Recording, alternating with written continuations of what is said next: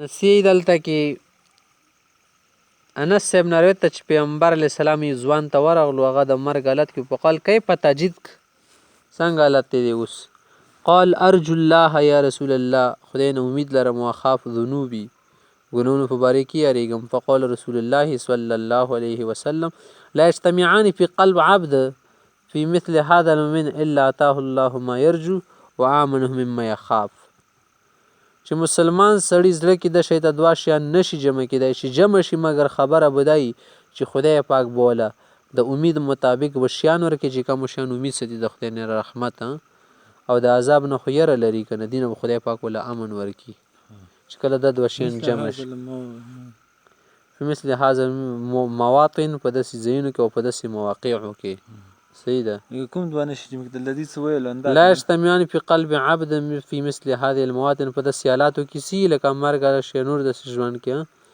چې خوف و رجا دواړه د سره یي که نه الا اتاه الله ما يرجو وآمنه مما يخاف یعنې دې ته به ویر کړي الله تعالی هغه څه ته امید لري یعنې امن به ویر کړي که نه اخرت د عذاب نه او امید یې څه شي لري اجر ثواب لري که نه رحمت دا به وله ورکړي پیغمبر علیه السلام نه روایت دی حضرت ابو هریره صاحب نقل کړی دی چې المیت تحضر الملائکه چې کله سړی مړیږي که نه دې ټیم کې فرشتې وله زیریږي فاذا کان الرجل صالحا که سړی نیکي قالو نو دې نفس کې د کم روح وي د فرشتې وایي چې اخرج ایت النفس الطیبه ای پاکیزه روح رؤوزنن کانت اخرجی روزه که نه اخرج ایتها النفس الطیبه کانت فی الجسد طیب په صفا او پاک بدن کې وي اخرج حمیده روز صفت کېږي وبشری بروح و ریحان خوشحالیانې د رزق طرف ته روزه رزق جنت سی ریحان روح تل شي ورب غیر عدبان او الله طرف ته شیطان برزي فلا یزال یقال له دا به ویل شي حتی تخرج ثم يعرج به الى السماء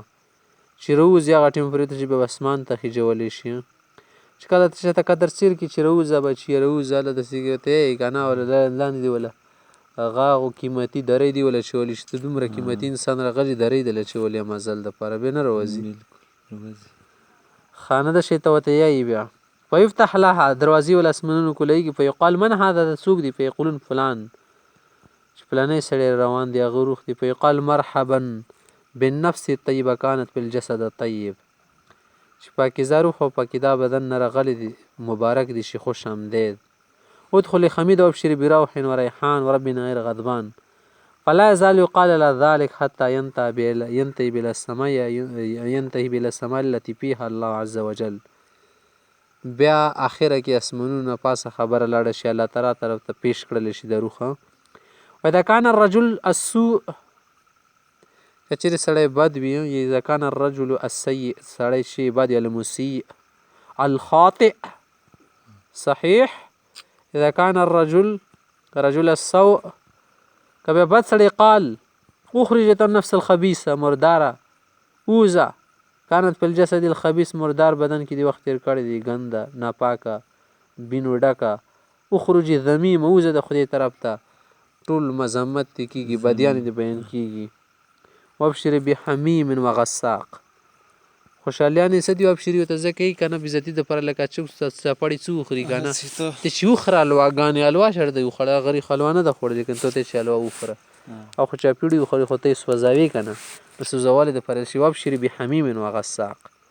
تا دپاره به ډېرې خطرناکې خبرې ګرمې اوبه به در اچولی شي خوټولي او زغي به در باندې خوړلی شي واخر من شکل ازواج داسې نور قسمه قسمه عذابونه فلا یزال یقال له ذلك حتى تخرج ثم يرج الى السماء فلا يفتح لها ازواج خاندل من شکل انده شیطان نور ازواج منه شکلونه صورتونه